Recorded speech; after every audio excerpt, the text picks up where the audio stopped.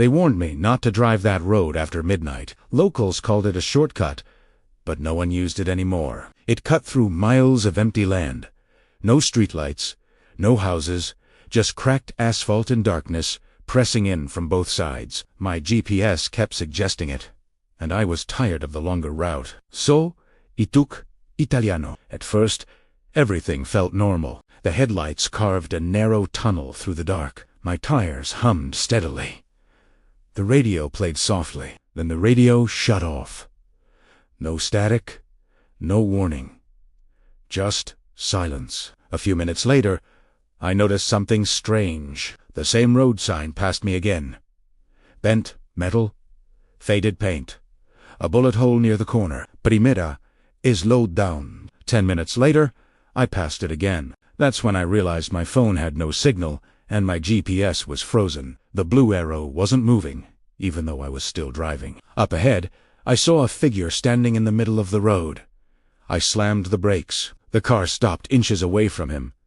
It was a man, tall and thin, wearing dark clothes. His head was lowered, his face hidden in shadow. I rolled down the window slightly and shouted, "Are you okay?" He lifted his head.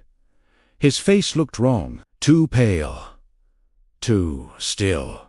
His eyes were open, but they weren't focused on me. They stared straight through the car, like I wasn't there at all. He stepped closer. My engine stalled. The headlights flickered, and for a brief second, the road behind him wasn't empty anymore. Cars were lined up across it.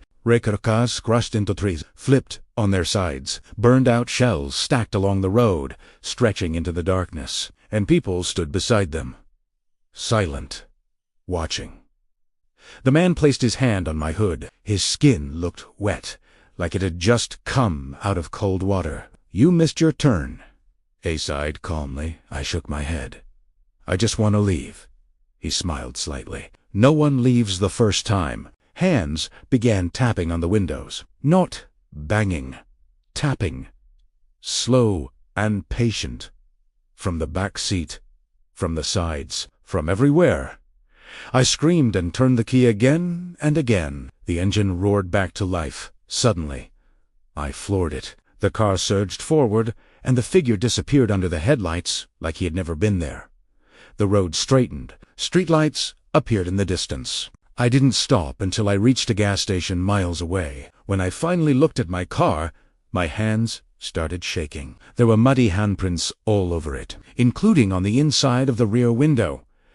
I never took that road again, but sometimes, late at night when I'm driving alone, my GPS reroutes itself, and a calm voice speaks through the speakers, even when the radio is off. "You missed your turn."